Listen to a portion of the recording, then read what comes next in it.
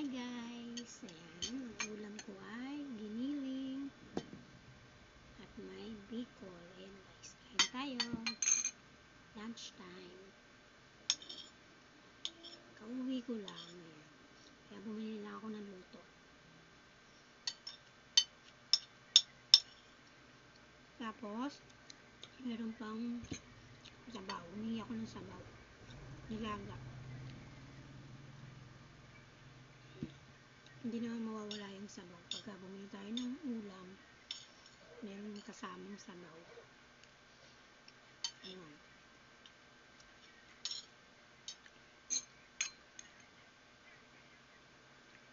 Ayan. Tikman natin yung Bicol Express. Sarap. Kain tayo, kain.